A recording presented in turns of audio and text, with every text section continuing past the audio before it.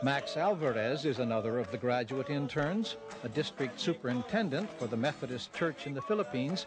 His project, while at ARI, is an experiment in low-tech methane gas production as an alternate energy source. In the Philippines, small farmers usually they have one carabao, one cow, and at least 3 pigs.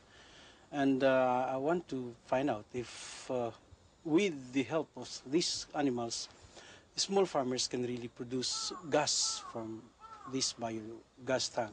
See, at present, we have a great problem of energy in Philippines. In fact, we have 5 to 10 hours brownouts a day in different areas of the Philippines. There's an inlet here where we put the materials. That's manure, pig manure, chicken manure, cow dung. We also use here, and we just put them there and wait for it to decompose, and it could produce gas. This is now producing gas, and I think this could help ease up the problem of energy in small villages in my country. In the hill country of North India, ARI graduate Ruben Sanapati is already proving the worth of Max's experiment. Sewage and silage that would otherwise be thrown out is poured into the methane converter, along with an appropriate supply of water, allowed to ferment, and the result is gas, both for cooking and for lighting. What's more, the byproduct is a completely odorless, seedless, and weed-free fertilizer that can then be worked into the soil to produce crops far in excess of what could otherwise be expected. Key to the success of Ruben's West Utkal Agricultural Center is the huge catchment basin storing water during the dry season and making possible not only irrigation but fish farming as well. The center has revitalized community life for miles around and made possible the establishment of a hospital specializing in eye surgery. The center's rural health and development staff are deployed throughout the tribal villages, providing information on deforestation, energy conservation, animal husbandry, water collection, and pediatric care. Medical teams provide on-site inoculations and an instant prescription service.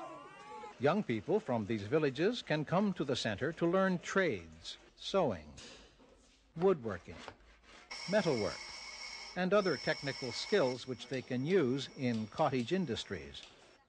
The West Utkal project exemplifies what can happen when people learn to work with what they have, see the potential that is there, live in harmony with the world around them, and are enabled to make decisions about their own future.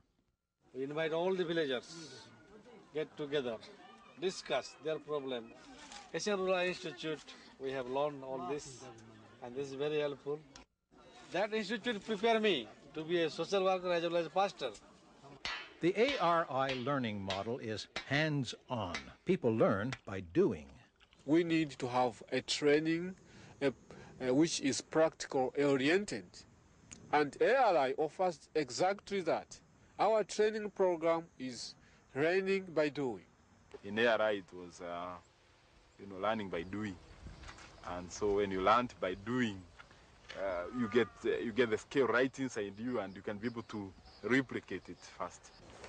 It's a learning style that comes as a shock to many of the students, particularly those schooled in the colonial tradition. Expected to be all the time in classroom. Yes. The way we do it in our country here, because I expected to have books with a pen and other things ready to do classwork. Yes. That's what I expected very much, because we are used to that in our country here. When you go for training, you know that you are going to do a lot of writing and a lot of other things. You didn't do that at ARI? Not much, the way I expected it. I found that things were practical. You have to learn through doing something. Now, when I came home, I also adopted the same method, learning by doing. Another thing, instead of instructing people, giving orders, you give the other people a chance also to see to discuss with you what is right to do, instead of imposing something to people. Well, I think this water tower wasn't your idea. No, this is the idea of the members. Decision making together, I learned that it was something good, because in ARI we have everything has got a committee. Mr. Secretary, what have you done so far? I think so far we are not doing anything. I think, We're not that busy. Whether planning a harvest celebration, working the compost, or teaching new games, students learn how to work in community by organizing and building it themselves, creating worship, making and sharing food, doing menial chores, being leaders, being followers, making decisions. I cannot do things alone. Neither the person cannot do things, his things alone. We need a help, give and take. So community life is very much important. Building community life is not easy, with people from different cultures, some working in their third or fourth language. Get set. No. Get in sets. After start on your march, get ready, go. What's been the most difficult thing for you here? Most difficult thing here, and the first time, how to communicate with others. Because every country have their own pronunciation and it is very difficult to understand. Sister Alicia Gibaga, the community's chaplain, describes how difficult it can be for a community of young people so far from home. Personal problems, community, living community, and living together with different cultures, with all the differences. And a lot of these people have left family at home? Yes, most of them are married. So even there are problems back home, I have still, to listen. I think my main role here, if I look at it, it's more on the listening. And you have to listen hard when engaged in cross-cultural theological debate. The Spaniards, when they came to my country, they brought with them cross on the left hand. Was that bad? And sword on the right hand. Was that bad? Yeah. For 400 years, they kept our mouths shut. They culturized us. Now we're all brown America. I agree, but I said now you are a missionary, and they send you to an undeveloped or an uncivilized place. Can you go along with your Bible, just holding the Bible, and you move there in the jungle? With my faith in God, I can do it, my friend. Can you go there alone with your Bible? Can you just move to that bush with your Bible alone? When you evangelize, you have to bring Bible and the gun on your right. I agree with you. I said that. Friend, I can never do that. I agree. I was once confined. I was a victim of militarization in my own country. Many people have done that. Bringing the gospel to the poor farmers of my country.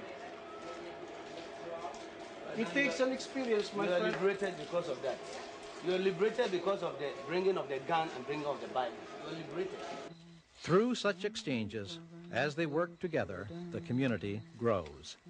On the surface, it appears ironic to bring students from the poorest countries to one of the richest to learn about rural development. There is criticism of us being in Japan, such an expensive country to do business in or to run a place in.